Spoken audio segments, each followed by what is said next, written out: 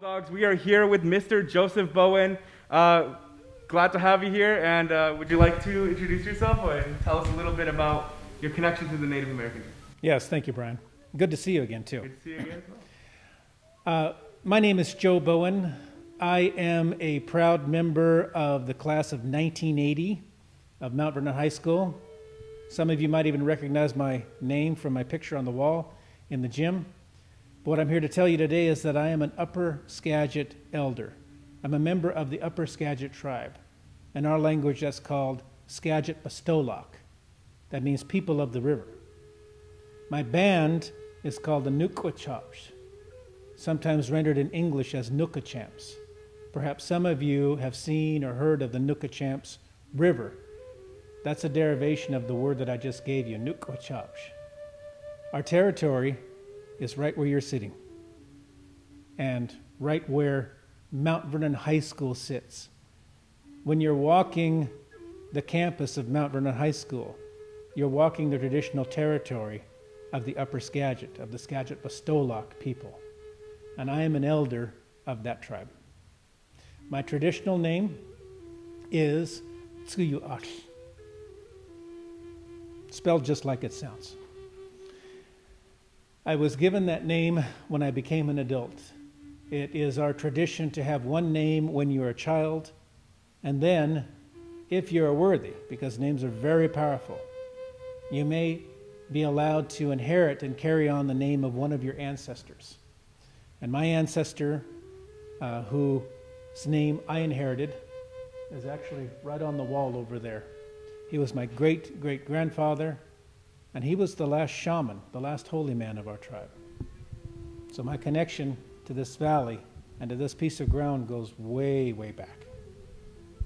Wow, that was an amazing insight there into where we are. And like every day we go to school, Mount Vernon High School, possibly not even consider where we are. Thank you so much for giving us that insight. And you kind of already tapped on this question a little bit, but can you tell us a little more about the Upper Skagit people's history here? Yes. We've been here for 7,000 years. There are a number of bands that make up the Upper Skagit people. Our villages begin right here, and our easternmost border, or westernmost border that is, lie at the spot where the old log jam was on the Skagit River. If you come downtown and you do the boardwalk, you'll see a memorial that shows you where that log jam was. That marked the boundary of our territory. The eastern and northern boundary of our territory ran all the way up the Skagit River and extended to New Halem. As you drive that area, you're going to come across a number of towns: Mount Vernon, Burlington, Cedar-Woolley, Lyman, Concrete. Each one of these places were once the site of an Upper Skagit village. Now, the largest of our villages rested in Concrete at the point where the Baker River and the Skagit River meet. There was a very large fortified town there, fortified against raiders from the north, because our people were very well known for their hunting skills and their fishing skills and their baskets. We were able to go far back into the mountains and bring back mountain goats, which were extremely prized for their fur, which could be used in weaving the blankets that you might have seen in photographs and in museums. These made tempting targets for raiders, and so Sabaliak was fortified against those raiders. I also have to say that not far from there was once a longhouse.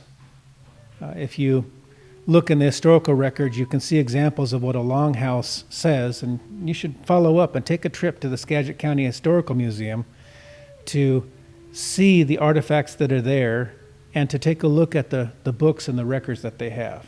You'll see a perfect example of a longhouse and a record made by a settler in the 19th century who said he saw one that was 1,000 feet long. That tells you how large our tribe was once and how powerful we were. wow, I'm trying to comprehend like 1,000 feet long, and I can't. It's something that you'll have to check out. That I'll have to check out definitely at the museum there. Sure. Yeah. If you want as well, you can see an example of the architecture if you drive to the Swinomish Reservation and go through the main road. All you have to do is look to the west, and you'll see a large longhouse there. Now that longhouse is about 300 feet long or 400 feet long. So if you double or triple that longhouse, you'll have an idea of the size of the one that I was talking about.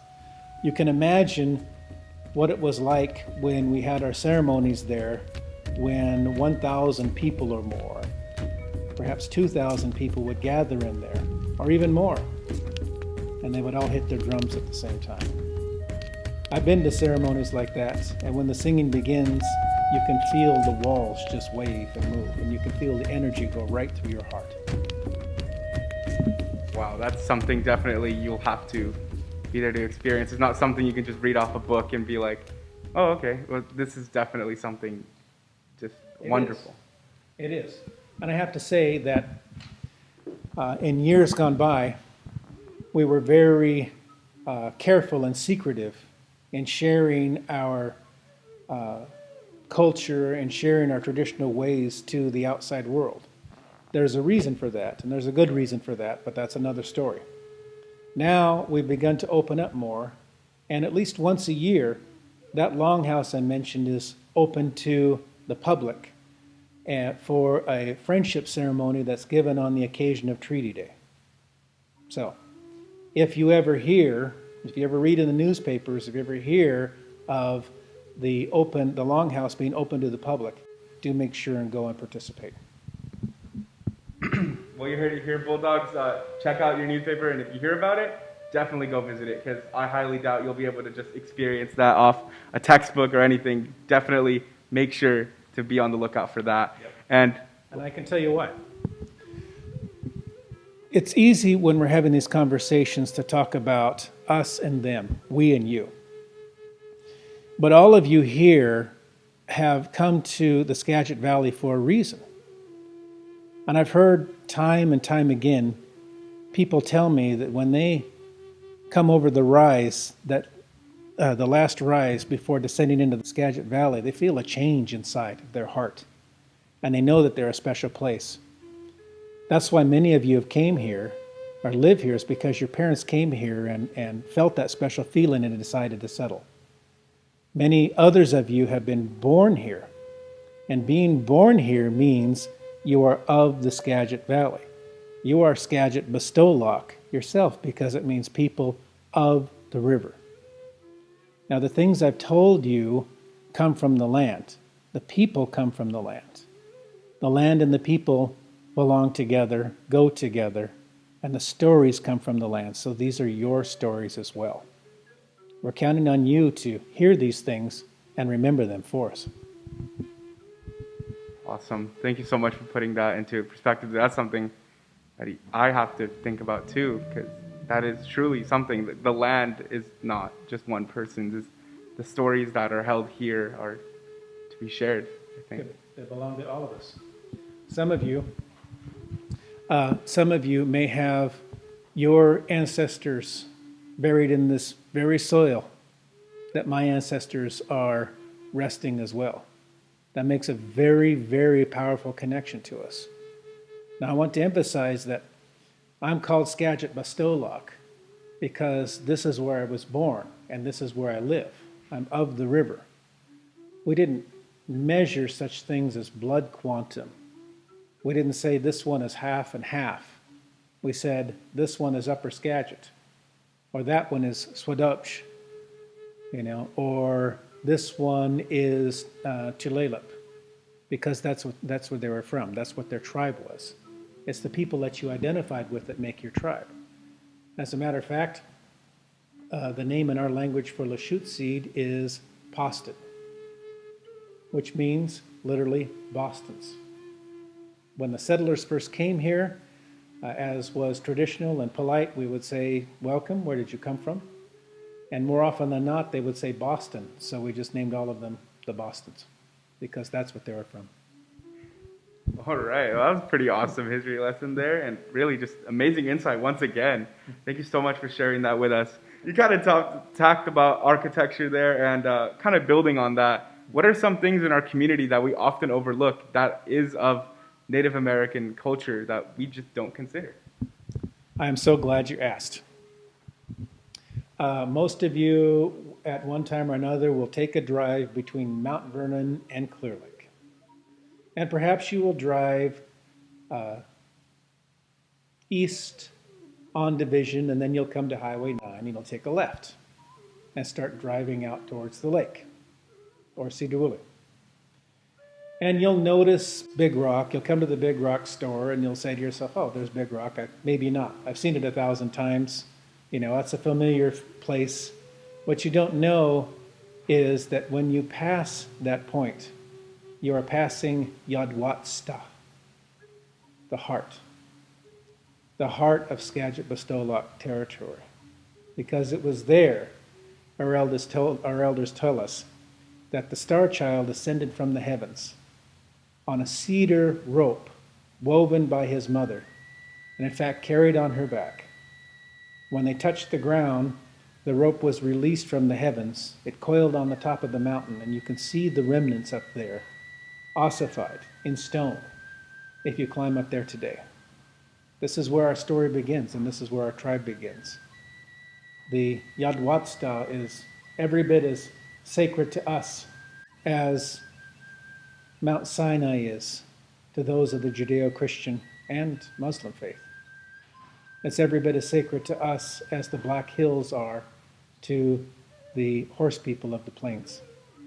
So, when you hear somebody saying, as you do so often, this is such a beautiful place, I wish there was some history here. Now you can say, let me tell you some of our history. Well, awesome. Thank you for telling us some of this history, because there really is a lot of history here that maybe they don't teach us in class or in school, but it's history that is really enriching and something we should definitely know. Yes, indeed. And it's a shared history, too.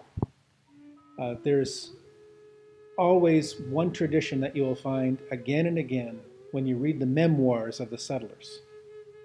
They all say the Indians welcomed us as friends. They always shared what they had to share. They helped us build our cabins. They helped us get through those first winters. We could always count on them when they were in need. Our history in the Skagit Valley is a history of friendship and cooperation and understanding between native and non-native peoples. If you remember nothing else about what I say in this interview, remember that.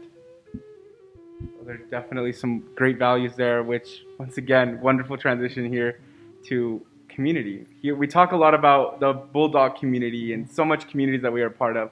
What does it mean to you to be a part of the Upper Skagit people's community? Well, it means that I'm part of this tradition. It means that I can feel a connection with the ancestors that I've been speaking of. It means that I think about the future in what I do.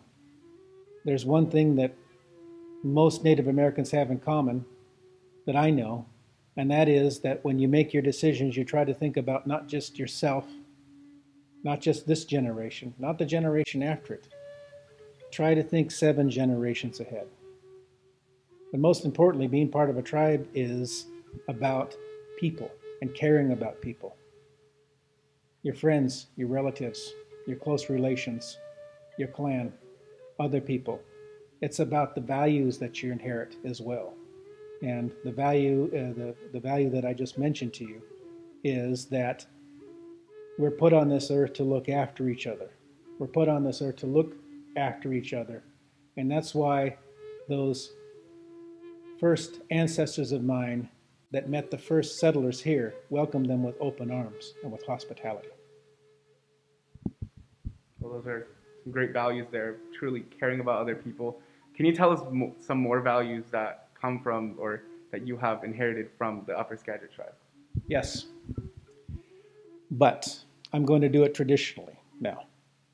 Because in our way, an older person such as myself, an elder such as myself, would be very careful about trying to advise a young person such as you, and all of the other students. It's very difficult for one person to give advice to another. And so I remember my elders being very careful with me and almost never answering a direct question for that reason. The way that we conveyed our teachings and our learnings were through traditional stories. So, would you like to hear one of our important stories? I would be delighted to, please. All right, very good. Now, this story, as in many others that I could tell you, are participation stories. It's most important that is with your teachers in school that you pay attention. And from time to time, a storyteller might stop, look to his or her listeners, and wait for them. And the listeners would say, Habu, Habu, I'm listening. I've heard you. I've heard you. So you can say that from time to time if you are inspired. As I said, this is going to take participation, both for the people at here and for those of you watching along at home. A long time ago, our people found their way to this valley with the guidance of the Creator. And all other peoples found their way to their homes and settled and began to make their homes. And the land was good and was plentiful, and the people were happy. But they found that the sky was too low. For some mysterious reason, the sky was low enough that a tall man hiking through the mountains could even bump his head. And then before long, the people found that you could even climb and ascend those mountains and jump into the sky and travel through the sky world. And the elders, like myself, talked it over and said, this is not good. We can't have people bumping into the sky. We can't have people jumping back and forth between here and the sky world. We need to do something about this. And so the elders had a long council talk about it. And they made a plan. They determined that if we all fashioned long poles with handles on them, made of cedar, and if we placed the poles on the sky, then everybody in our tribe, working together, could lift the sky. But that wouldn't be enough because we can only see one portion of the sky here. So they passed the word on to the neighboring tribes, and those tribes passed the word on to others, and the word passed all around the world until everybody from every tribe and all the peoples were ready to fashion their poles, put them in place, and help to lift the sky. But there was one big challenge. Everybody spoke different languages. And so how could we communicate? How could we make it so that everybody worked in cooperation? Well, the elders had to have another council over this. And after a very long time, and after exchanging messages that traveled all around the world, they came up with that one word. And that one word was Yahweh. Yahweh. Yahweh. Let's go. Let's go. So, at the day appointed, all of the people, every man, woman, and child assembled in the center of their villages, each one taking a hold of this long and mighty pole that we had devised to touch the sky and to push it into place. And the elders ascended to high places. Our Nukachap's people ascended to the top of Yadwatsta. Others ascended to the top of Little Mountain outside of town. And the elders, from their vantage points all across the world, could see each other. And they all put their hands up together. And they said, ready, ready, ready. And then they said, Yah-how! You didn't say it. Oh, Let's do it again. I'm sorry. They said, when they dropped their hands, their hands, they said, Yah-how! And the sky did not move at all because you didn't work very hard. That's not enough of a Yahao to move the sky. So, they encouraged all the people. They told them to work harder. They told them to believe in themselves. They sent the message and they put their arms up again. And they gave the signal to the other elders. And at the signal, they did it again. They tried it again. They said, Yahao! And the sky still didn't move. It's going to take a lot more effort than that to move the sky. So people took a short rest and had some water. And then they gathered themselves again. And the elders gave them more encouragement. And they ascended to their lookout places again. And they signaled to each other that they were about to go. And one more time, everybody ready. Everybody getting ready to push. And the elders said, and the people said with them, Yahao! That was better. The sky moved about a foot. But we have a long way to go. Everything happens about 4 times in our stories, and there's a reason for that. The number 4 is very significant to us. Ask me about that later if you want.